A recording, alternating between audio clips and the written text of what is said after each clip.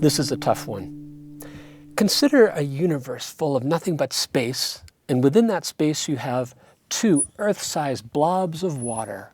We understand that by gravitational forces that these two blobs of water will be attracted to each other and they will ultimately merge. But what if the entire universe was nothing but water?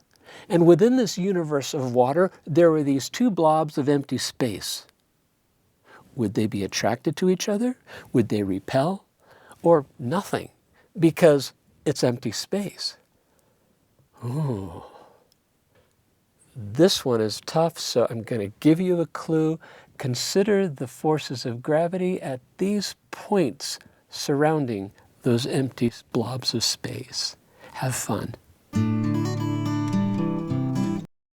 Now, I'm fairly confident that even after this explanation, you're going to need to be thinking quite a bit.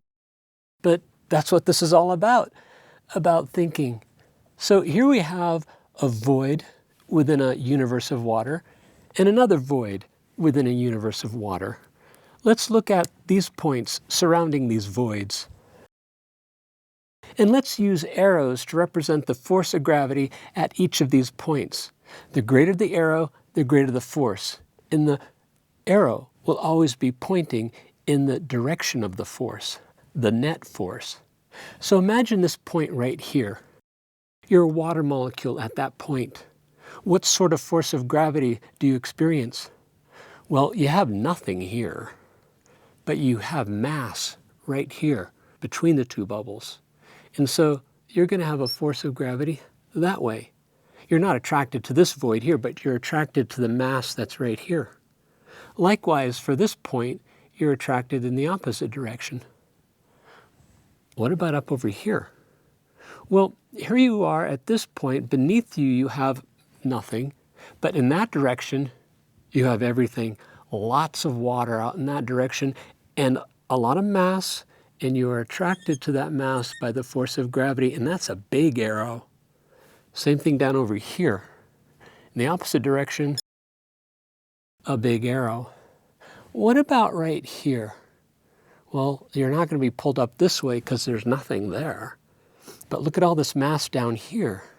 But what about the size of the arrow? How about a size that's in between the magnitude of these two arrows? Yeah, something like this. And over here? And here?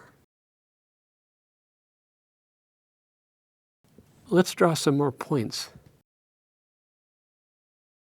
And what we see from the direction of all these arrows, that if this were a fluid, that there would be this pull out in that direction and a pull out down this direction, maybe representing it something like this.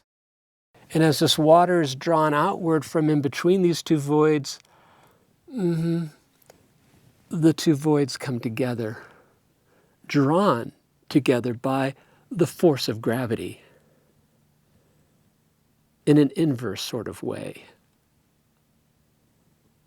Good science to you.